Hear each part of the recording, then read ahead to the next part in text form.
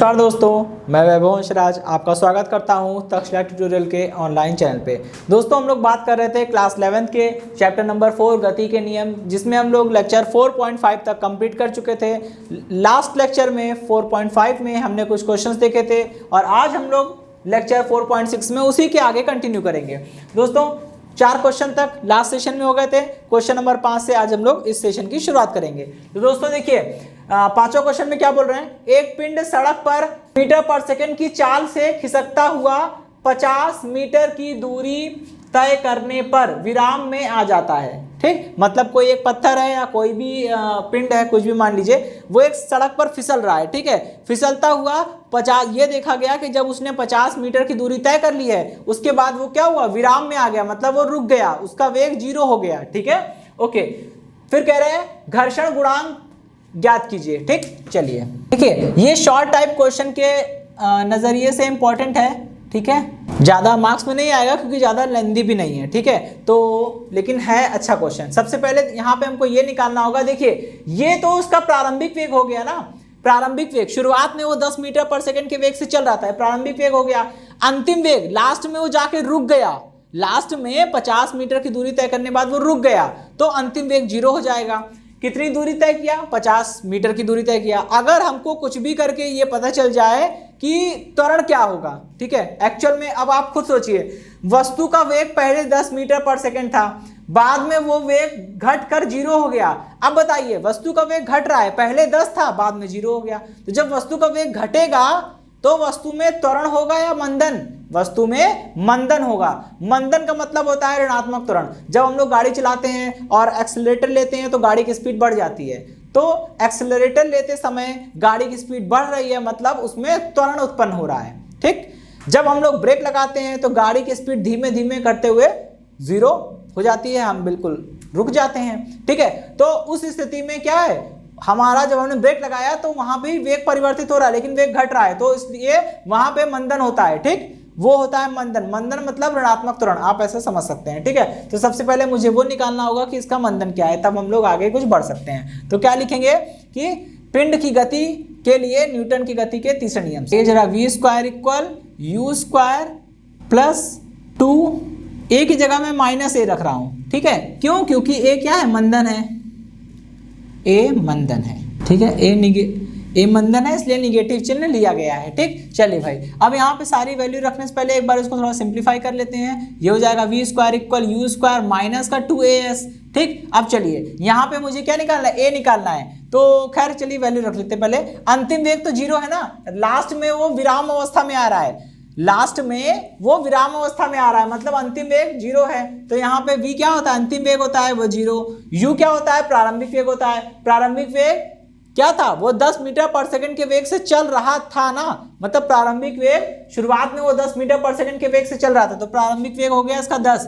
Square लगा है, हम भी स्क्वायर कर देंगे। यहाँ पे दोस्तों 0 का स्क्वायर करने पे 0 ही आएगा, इसलिए मैंने यहाँ पे 0 लिखा है, 0 का स्क्वायर नहीं किया है। ठीक, वो 0 ही आएगा, ऑब्वियस सी बात है। चलिए 2 × 1 पता नहीं है, लेकिन s की वैल्यू तो पता है ना, 50, तो s की वैल्यू 50। ठीक है, चलिए इसको सॉल्व कर लेते हैं। तो a = कितना आ जाएगा, ये आ जाएगा 100/100, मतलब 1 आ जाएगा। ठीक है, 1 मीटर पर सेकेंड स्क्वायर। ठीक, ये मंदन आ गया।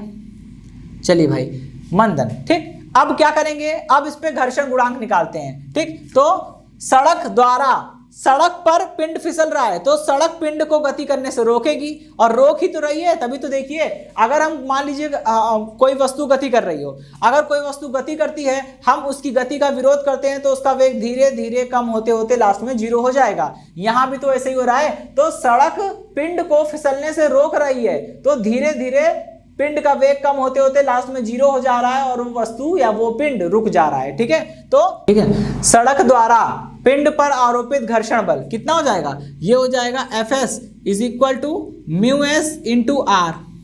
ठीक, चलिए भाई, और यहाँ पे ये पिंड पर लगने वाला घर्षण बल है।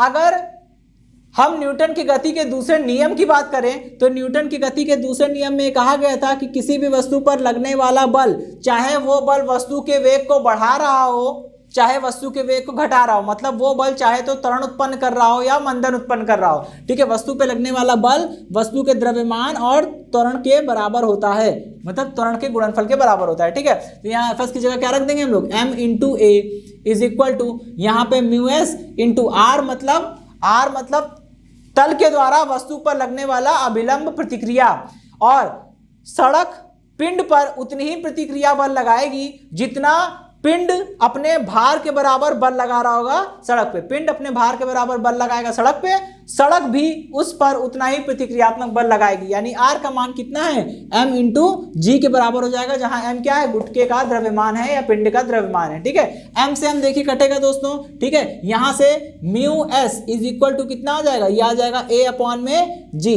ठीक। यहां से सॉल्व कर लीजिए, कितना हो जाएगा, ये हो जाएगा mu S is equal to, इसकी वैल्यू a की वैल्यू कितनी है, a की वैल्यू आ रही है 1, और इसकी वैल्यू कितनी आ रही है, इसकी वैल्यू आ रही है 10। तो सॉल्व करने पर कितना बन जाएगा, सॉल्व करने पे बन जाएगा mu S is equal to 0.1, ठीक। इतना जवाब था, ठीक। यही आंसर है। घर्षण गुणांक पूछ रहे थे, घर्षण गुणांक 0.1 आएगा, ठीक है। तो दोस्तों ये क्वेश्चन यहीं पे एंड होता है। अब हम लोग बात करेंगे अपने नेक्स्ट क्वेश्चन के बारे में। देखिए दोस्तों, क्वेश्चन नंबर 6 में क्या बोल रहे हैं, एक कार सीधी सड़क पर 20 मीटर पर सेकंड के वेग से जा रही है, ठीक है। सड़क तथा कार के टायरों के बीच घर्षण गुणांक दे रखा है, ठीक है। आपको गाड़ी का प्रारंभिक वेग दे रखा है और घर्षण गुणांक दे रखा है, ठीक। बोल रहा है वहां न्यूनतम दूरी ज्ञात कीजिए जब कार रुक जाएगी, ठीक है। मतलब पहले वाला अभी जो इसके जस्ट पहले क्वेश्चन किया था उसका जस्ट रिवर्स केस है। वहां पे क्या हो रहा था दोस्तों, वहां पे दूरी दे दी गई थी और घर्षण गुणांक पूछ रहे थे। यहां उल्टा है, घर्षण गुणांक दे दिया है और दूरी पूछ रहे हैं। मतलब आपको समझ में आ गया होगा कि करना क्या है। सबसे पहले मुझे यहां पे मंदन निकालना होगा। मैं मंदन निकाल लूंगा, फिर उसको न्यूटन के गति के तीसरे नियम में फिट कर देंगे, एस का मान मिल जाएगा, ठीक। और यहां भी दोस्तों वही कंडीशन है, पढ़िए। कार पहले 20 मीटर पर सेकंड के वेग से चल रही थी, लास्ट में क्या हुआ, वहां न्यूनतम दूरी ज्ञात करनी है जब कार रुक जाएगी। लास्ट में कार रुक गई, मतलब अंतिम वेग 0, प्रारंभिक वेग 20 है, अंतिम वेग 0 है और घर्षण गुणांक का मान दिया है, ठीक है। तो सबसे पहले यहाँ पे हमें मंदन कितना है वो निकालना है, ठीक है। कार पर कार्यरत घर्षण बल, ठीक है, इतना हो जाएगा। यहाँ पे रखेंगे म्यू एस, इसकी जगह रखेंगे m इंटू जी, ठीक। और आपको ये भी पता है न्यूटन के गति के दूसरे नियम से हम कह सकते हैं किसी भी वस्तु पर कार्य करने वाला बल बराबर होता है उस वस्तु के द्रव्यमान और उसमें उत्पन्न होने वाले त्वरण या मंदन, जो भी हो, ठीक है। तो यहाँ पे इसको हमने m इंटू ए पुट कर दिया। वस्तु पे लगने वाला घर्षण बल बराबर द्रव्यमान इंटू त्वरण, ठीक है। m से m कटेगा दोस्तों, यहाँ से a की वैल्यू निकालिए, कितनी आएगी, ये आएगी म्यू एस की वैल्यू दी है 0.4, ठीक है। 0.4 इंटू जी की वैल्यू कितनी है 10, कितना आ गया दोस्तों, ये आ गया आपका a इज इक्वल टू 4, ठीक, मीटर पर सेकेंड। ये तो ऑब्वियस सी बात है, त्वरण नहीं है, मंदन है, ठीक है। तो इसको हम लोग जब न्यूटन की गति के तीसरे समीकरण लगाएंगे तो वहां पे ध्यान रखेंगे कि a की जगह पे माइनस ए लेना है, ठीक है। चलिए अभी लिखेंगे तीसरे समीकरण क्या है, v square equal you square plus 2as होता है, ठीक है। लेकिन यहाँ पे गाड़ी रुक रही है तो उसमें मंदन हो रहा होगा, तो a की जगह पे मैं माइनस ए ले लूंगा। और दोस्तों s वो दूरी है, जितनी दूरी चलने के बाद गाड़ी रुकी है, कार रुकी है, ठीक है। ओके, यहाँ पे लिख देंगे a क्या है, a मंदन है, कितना हो जाएगा, यहाँ पे v कितना है, लास्ट में गाड़ी रुक जा रही है तो v की जगह 0 रख देंगे। 0 का स्क्वायर करने का कोई मतलब नहीं है, इसलिए ऐसे ही लिख दिया, ठीक है। u कितना है, पहले गाड़ी का वेग कितना था 20 था, स्क्वायर लगाए, हम भी स्क्वायर लगा देंगे। -2 इंटू a की वैल्यू कितनी है, हमें मिल गई 4 और s की वैल्यू हमें पता नहीं, ठीक है। तो s की वैल्यू निकाल लीजिए, कितना हो जाएगा, s इज इक्वल टू ये हो जाएगा 20 इंटू 20 डिवाइडेड बाय 2 इंटू 4, ठीक है। ये 4 से 20 जाएगा 5 टाइम्स और ये जाएगा 10 टाइम्स, ठीक है। तो s इज इक्वल टू कितना आ जाएगा, s इज इक्वल टू आ जाएगा 10 इंटू 5 यानी कि 50, ठीक, 50 मीटर, यानी 50 मीटर की दूरी, कम से कम 50 मीटर की दूरी कार चल रहेगी, उसके बाद वो जाके रुक जाएगी, ठीक है। ओके, तो ये था इस क्वेश्चन का जवाब और ये है इसका सोल्यूशन। तो दोस्तों ये क्वेश्चन यही समाप्त होता है। अब हम लोग बढ़ेंगे अपने अगले क्वेश्चन पर। तो दोस्तों हमारा जो नेक्स्ट क्वेश्चन है इसको समझिएगा, ये काफ़ी इंपॉर्टेंट है, तो मैं स्टार बना रहा हूँ उस पर, ठीक है। भले आपके होम एग्जामिनेशन में 11th में ना आए, लेकिन आगे आपको जरूर मिलेगा। मतलब जितने कॉम्पिटिटिव एग्जाम है, पॉलिटेक्निक, इंजीनियरिंग, मेडिकल, सब जगह मिलेगा। ठीक है, इस तरह के क्वेश्चन से आप बचेंगे नहीं। तो इसको कॉन्सेप्ट को समझिएगा और काफ़ी मज़ा आएगा सॉल्व करने में। ठीक है, तो सबसे पहले समझते हैं प्रॉब्लम है क्या। देखिए M1 द्रव्यमान का एक गुटका है A, ये रहा। ठीक है, M1 द्रव्यमान का एक गुटका A, यहाँ पे मैं लिख भी दे रहा हूँ। अच्छा ठीक है, यहाँ पे मैं छोटा सा A लिख दे रहा हूँ ताकि आप लोग समझ पाएँ कि ये गोला A है। ठीक, और यहाँ पे ये गोला B है। चलिए इसकी शेडिंग हटा देता हूँ मैं, इसको लिख दे रहा हूँ B। ठीक है, ये गुटका A है, वो गुटका B है। ठीक, अब देखिए तो M1 द्रव्यमान का एक गुटका A एक मेज पर रखा है, ये मेज है, इस पे गुटका रखा है। ठीक है, इससे एक डोरी बंधी है, ये देखिए ये डोरी है। ठीक है, इससे एक डोरी बंधी है जो एक घर्षण रहित घिरनी से होकर गुजरती है। ये डोरी एक घिरनी से गुजर रही है, उस घिरनी में घर्षण नहीं है, मतलब वो घर्षण रहित है। ठीक है, घर्षण रहित घिरनी से गुजरती है, तथा जिससे दूसरे सिरे पर, इसी डोरी के दूसरे सिरे पर एक दूसरा गुटका B जिसका द्रव्यमान M2 है बंधा है। इतनी बात समझ में आ गई। ठीक है, फिर क्या बोल रहे हैं, बोल रहे हैं गुटके तथा मेज के बीच, ये है गुटका और ये है मेज, गुटके तथा मेज के बीच गतिक घर्षण गुणांक कितना है, म्यू के है। ठीक है, गतिक घर्षण गुणांक कितना है, म्यू के है। तो गुटका A मेज पर फिसल रहा है, प्रत्येक गुटके का त्वरण निकालिए और डोरी में तनाव ज्ञात कीजिए। ठीक है, ये क्वेश्चन इंपॉर्टेंट है। ठीक है, आइए देखते हैं। सबसे पहले तो यहाँ पे किसी एक गुटके की गति को हमें ध्यान में रखना पड़ेगा। दोनों गुटकों के लिए अलग अलग इक्वेशन बनाएंगे और फिर उसको सॉल्व करेंगे। ठीक है, पहले हम लोग लेते हैं गुटके A की गति को, गुटके A की गति के लिए। ठीक है, कितना हो जाएगा, सबसे पहले देखिए गुटके A पर कितने बल कार्य कर रहे हैं। पहले तो गुटका A जो है वो अपने भार के बराबर बल आरोपित करेगा। गुटके A का भार कितना है, M1 × G। ठीक है, तो गुटका A अपने भार यानी M1G के बराबर बल आरोपित करेगा मेज पर, तो मेज भी उस पर उतना ही प्रतिक्रियात्मक बल ऊपर की ओर आरोपित करेगी। ठीक है, तो यानी इन दोनों का परिणामी जो होगा R का और M1G का, ठीक है, ये दोनों का परिणामी कितना है, 0 आना चाहिए। क्योंकि अगर ये 0 नहीं होगा, मान लीजिए R का मान ज्यादा हुआ तो ये वस्तु ऊपर है ना, और अगर ये भार ज्यादा हुआ, प्रतिक्रियात्मक बल हुआ, तो वस्तु अंदर, ऐसा कुछ नहीं हो रहा है, ना वस्तु ऊपर जा रही ना वस्तु नीचे आ रही, मतलब ये दोनों आपस में बैलेंस है। तो इक्वल में 0, यानी R और M1G का परिणामी 0 आना चाहिए संतुलन के लिए। ठीक है, तो यहां से हमें एक रिजल्ट मिल गया कि R = M1 × G। ठीक है, इक्वेशन नंबर 1। अब बात करते हैं इस पे ऊर्ध्वाधर दिशा में बल की, तो बात हो गई। अब गुटके A पर जिसका द्रव्यमान M1 है, उसको देखिए, उस पे क्षैतिज बल को बैलेंस करने का प्रयास करिए। देखिए बोल रहे हैं गुटका फिसल रहा है, डेफिनेटली। ठीक है, मतलब ये गुटका धीरे धीरे घिरनी की तरफ जा रहा होगा, ऐसे घिरनी की ओर चल रहा होगा। ठीक है, जब ये गुटका इधर की ओर गति करेगा तो घर्षण बल इसके अपोजिट, घर्षण बल हमेशा गति के विपरीत दिशा में लगता है। ठीक है, तो अगर गुटका इस दिशा में गति कर रहा है तो घर्षण बल अपोजिट। इतनी बात समझ में आ गई। चलिए भाई, अच्छा अभी यहां पे देखिए, तो गुटका इस दिशा में चल रहा है और वस्तु पे बल जो है क्षैतिज दिशाओं में देखें तो वस्तु पे 2 बल लग रहे हैं। वस्तु गुटके A पर क्षैतिज दिशा में 2 बल कार्य कर रहे हैं। पहला बल तो ये तनाव बल है जो कि घिरनी की ओर है। ठीक है, तनाव बल हमेशा उस बिंदु की ओर होता है जिस बिंदु से वो डोरी बंधी हुई होती है या जुड़ी हुई होती है। आप देखिए ये डोरी जो है, जो गुटके A से डोरी जुड़ी हुई है, ये डोरी जो है वो कहां पे जाके रुकी, घिरनी पर। ठीक है, और फिर घिरनी के एक्चुअली में घिरनी के ऊपर से आकर ये दूसरे पिंड से जुड़ी है। लेकिन अगर आप देखेंगे तो अगर मान लीजिए हमने किसी वस्तु को धागे से बांध के एक कील से लटका दिया, तो यहाँ पे जो कील है उसे हम लोग क्या बोलते हैं, निलंबन बिंदु, मतलब सस्पेंशन पॉइंट या पॉइंट ऑफ सस्पेंशन। ठीक है, जहां से हमने वस्तु को लटकाया है, तो धागे में जो तनाव बल उत्पन्न होगा उस तनाव की दिशा हमेशा निलंबन बिंदु की ओर होगी। तो इसीलिए यहाँ पे तनाव की दिशा जो है वो घिरनी की ओर है, और नीचे वाले, अगर हम नीचे वाले गुटके को देखें तो इसमें भी डोरी में जो तनाव है वो घिरनी की तरफ है। ठीक है, चलिए भाई, इतनी बात समझ में आ गई। तो गुटके A पर क्षैतिज दिशा में 2 बल कार्य कर रहे हैं। पहला तो है घर्षण बल और दूसरा है तनाव बल। लेकिन दोस्तों वस्तु अगर चलेगी तो तनाव बल की दिशा में ही चल रही है। इसका मतलब क्या हुआ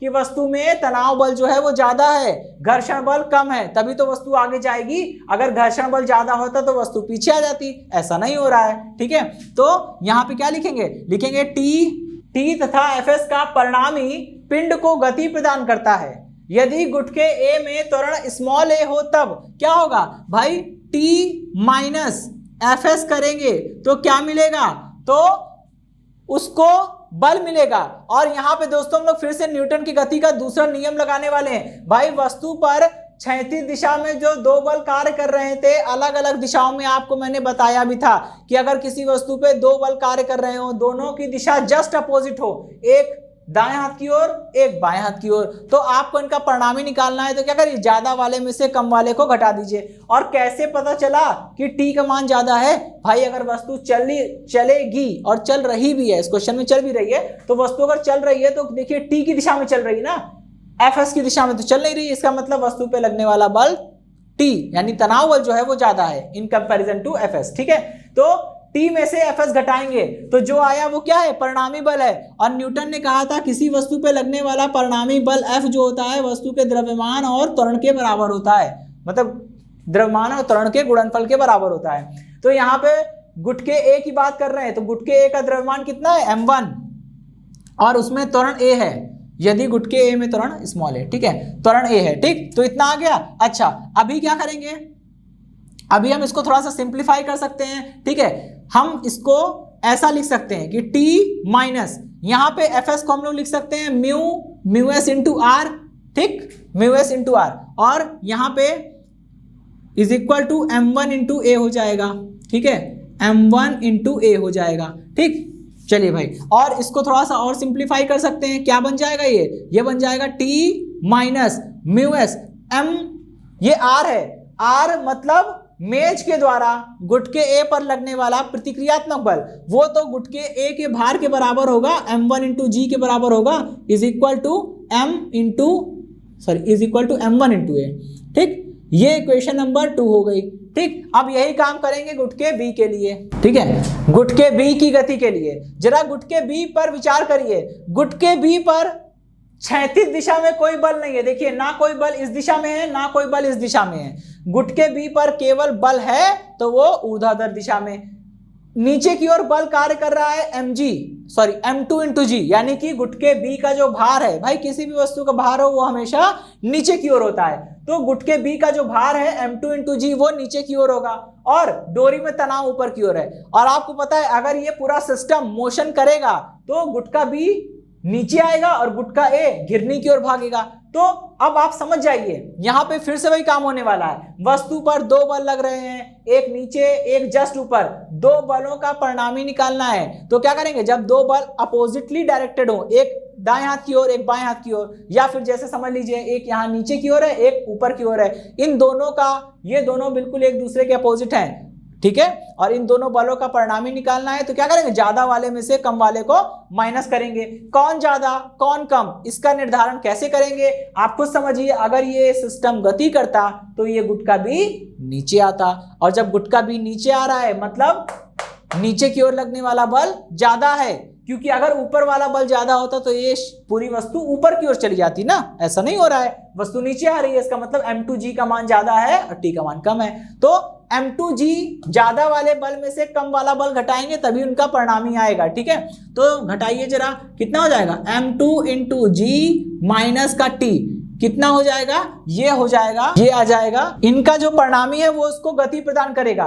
गति मतलब वही बात जो न्यूटन की गति का दूसरा नियम, किसी वस्तु पर लगने वाला बल उसके द्रव्यमान और त्वरण के गुणनफल के बराबर होता है। तो दूसरी वस्तु की बात कर रहे हैं, गुटके बी के लिए बात हो रही है, तो गुटके बी का द्रव्यमान कितना है, m2, और उसको मिलने वाला त्वरण a, जहां पे a क्या है, गुटके बी का त्वरण है। एक बात दोस्तों ध्यान रखिएगा, गुटका ए और गुटका बी दोनों क्या है, एक ही डोरी से बंधे हैं, मानते हैं, दिया हुआ है और दिख भी रहा है। ठीक है, गुटका ए गुटका बी दोनों एक ही डोरी से बंधे हुए हैं। ठीक, तो दोनों गुटकों में जो डोरी है वो डोरी एक ही है ना, तो जब डोरी एक है तो तनाव भी एक ही होगा। यानी कि देखिए, इसीलिए बोला गया यहाँ पे लास्ट में बोल रहे हैं, प्रत्येक गुटके का त्वरण और डोरी में तनाव ज्ञात कीजिए। भाई जब दोनों गुटके एक ही डोरी से बंधे हैं तो दोनों में एक ही तनाव होगा, इसलिए यहाँ पे तनाव टी है तो यहाँ भी तनाव टी है, T1 T2 नहीं किया। ठीक है, और दोनों गुटकों में त्वरण निकालना है। एक्चुअल में दोनों गुटके साथ साथ गति कर रहे हैं, जब भी चाहे 2 गुटके हो, चाहे 50 गुटके हो, चाहे 1000 गुटके हो, अगर वो साथ साथ चल रहे हैं तो सब में एक ही त्वरण होगा, सब में मंदन है तो सब में एक ही जैसा मंदन होगा, ये चीज है, ठीक है। तो यहाँ पे दोनों गुटकों में त्वरण सेम आएगा, तो अगर पहले गुटके में त्वरण हमने ए माना है तो दूसरे गुटके में त्वरण ए होगा, ठीक। चलिए अभी क्या करना है इसको, अभी ये इक्वेशन नंबर 3 हो गई। अब करना कुछ नहीं है, इक्वेशन 2 और 3 को सॉल्व करना, ठीक है। तो क्या करेंगे, इक्वेशन 2 में से t का मान निकाल के इक्वेशन नंबर 3 में रख देते हैं, ठीक है। समीकरण 2 से का मान निकाल लीजिए जरा, कितना हो जाएगा, यहां से t का मान निकालेंगे, इसको उधर भेज देंगे, कितना बन जाएगा, ये बन जाएगा m1a प्लस μs m1g, ठीक। अब t का ये मान समीकरण 3 में रख देंगे, ठीक है। t का यह मान समीकरण 3 में रखने पर, रखिए जरा, यह मान समीकरण 3 में रखिए, कितना हो जाएगा, ये हो जाएगा m2 g minus t equal m2 into a, ठीक। यहां से m2 इंटू g, और यहां से देखिए t का मान, ये पूरा मान जो निकला था ना t का, इसको हमने इक्वेशन नंबर 4 मान लिया, ठीक। और इक्वेशन नंबर 4 से t का मान उठा के यहाँ पे रख दीजिए। ऐसा क्यों कर रहे हैं, देखिएगा अभी t गायब हो जाएगा, जब t हटेगा तभी तो a की वैल्यू मिलेगी, जब a की वैल्यू मिल जाएगी तो आपकी इच्छा, चाहो तो समीकरण 2 में रख लीजिए, चाहे तो समीकरण नंबर 3 में रख लीजिए, t का मान मिल जाएगा, ठीक है। t की वैल्यू रखता हूं, ध्यान रखिएगा दोस्तों, मैं 2 काम एक साथ करूंगा, यहां माइनस साइन है, जब t की वैल्यू रखूंगा तो ये माइनस में हो जाएगा, ये दोनों प्लस में थे ना, ये दोनों माइनस के साइन हो जाएंगे, ठीक है। यानी ये बन जाएगा माइनस का m1a, और ये भी माइनस हो जाएगा, माइनस में μs m1 इंटू g, ठीक है। चलिए भाई, इक्वल में एज इट इज रहेगा m2 इंटू a, ठीक। अच्छा, अभी देखिए यहां से a की वैल्यू निकालनी है तो a वाले को सेपरेट कर लीजिए, कितना हो जाएगा, ये हो जाएगा m2g minus μs m1g equal, इसको उधर ले जाइए, कितना बन जाएगा, ये बन जाएगा m1 प्लस m2 इंटू में a, ठीक। यहां से a की वैल्यू निकालिए, कितना हो जाएगा, a इज इक्वल टू, ये बन गया m2 into g minus μs m1g upon में m1 प्लस m2, ठीक है। तो यहां से हमें त्वरण मिल गया, यानी यहाँ जो a आ रहा है वो क्या है, वो गुटकों में उत्पन्न होने वाला त्वरण है, गुटके गति कर रहे हैं और उनमें उत्पन्न होने वाला त्वरण ये होगा, ठीक है। चलिए अब बारी है तनाव बल निकालने की, तो तनाव बल निकालने का प्रोसीजर बिल्कुल सेम है जो मैंने बताया था। अब a की वैल्यू आ गई है दोस्तों, आपका मन, चाहे आप उसे इक्वेशन नंबर 2 में रखिए, चाहे आप उसे इक्वेशन नंबर 3 में रखिए, जवाब वही आएगा। तो मैं क्या करता हूं, इसको इक्वेशन नंबर, पहले तो इसको 5 मान लेते हैं, ठीक है। समीकरण 5 से a का मान समीकरण इसमें रखेंगे, चलिए इसी में रख लेते हैं, ठीक है, समीकरण 2 में, ठीक है। समीकरण 5 से a का मान समीकरण 2 में रखने पर, रखिए जरा, कितना हो जाएगा, ये है t equal, sorry t minus mu S m1 into g equal m1, और देखिए a की वैल्यू ये है, यहां रखेंगे, ठीक है। तो कितना हो जाएगा, ये m2 into g minus mu S m1 into g, ठीक है, divided by m1 plus m2। अच्छा, अभी क्या कर रहे हैं, थोड़ा स्टेप डायरेक्ट करेंगे, एलसीएम लेके, एलसीएम और मल्टीप्लिकेशन में डायरेक्ट दोनों एक साथ कर रहा हूं, इसको सॉल्व तो कर ही लेंगे, ये इधर आएगा, मल्टीप्लाई में आएगा, ठीक है। तो कितना बनेगा, ये बन जाएगा m1 plus m2 into T, ठीक है। और इसका इससे मल्टीप्लाई हम डायरेक्ट करेंगे, कितना आ जाएगा, ये आ जाएगा म्यू एस m1 का स्क्वायर इंटू जी, फिर minus mu S m1 m2 into g, ठीक। इक्वल में, इक्वल साइड में कितना आ जाएगा, इतना इधर आ जाएगा m1 m2 into g minus mu S m1 का स्क्वायर इंटू जी, ठीक है। और देखिए यहाँ पे इक्वल साइड ये भी माइनस में है पूरा, ये भी माइनस में कट जाएगा, ठीक है। यहां से आप t की वैल्यू निकालिए, तो t की वैल्यू निकालने पर कितना आएगा, t इज इक्वल टू आ जाएगा, तो t इज इक्वल टू, यहां से बचेगा, इसको माइनस वाले को उधर ले आएंगे, ठीक है। ये बनेगा m1 m2, और यहाँ m1 m2 कॉमन ले लेते हैं, ठीक है। ये m1 m2 कॉमन ले लिया मैंने, ठीक। अंदर क्या बचेगा, अंदर बचेगा म्यू एस इंटू जी, और जी भी कॉमन आ रहा है, चलिए जी भी कॉमन ले लेते हैं, ठीक है। जी भी कॉमन ले लिया, ठीक। अंदर क्या बचेगा, अंदर बचेगा 1 प्लस म्यू एस, ठीक, 1 प्लस म्यू एस, तो 1 प्लस में क्या आएगा m1 प्लस m2, अपॉन में m1 प्लस m2। चलिए भाई ठीक है, तो ये रहा इस क्वेश्चन का जवाब। त्वरण आ गया और इसको हम इक्वेशन नंबर 6 मान लेते हैं, तनाव भी आ गया। तो दोस्तों इस तरह के क्वेश्चन इसलिए इंपॉर्टेंट है क्योंकि इसमें कोई जवाब निकल के नहीं आया। देखिए इसमें हमने एक तरह से प्रूफ किया है। कभी कभी हो सकता है यही क्वेश्चन आपको ऐसे दे दे और कहे कि सिद्ध कीजिए कि डोरी में तनाव इतना होगा और गुटके में उत्पन्न होने वाला त्वरण इतना होगा। ठीक है, तो इस तरह के क्वेश्चन बहुत इंपॉर्टेंट होते हैं, ध्यान रखिएगा। आज के सेशन में हमने जो भी पढ़ा इसके रिटन नोट्स प्राप्त करने के लिए डिस्क्रिप्शन में दिए गए लिंक पे जाके क्लिक कीजिए। तो दोस्तों आज के सेशन में इतना ही, मिलता हूं नेक्स्ट सेशन में। धन्यवाद।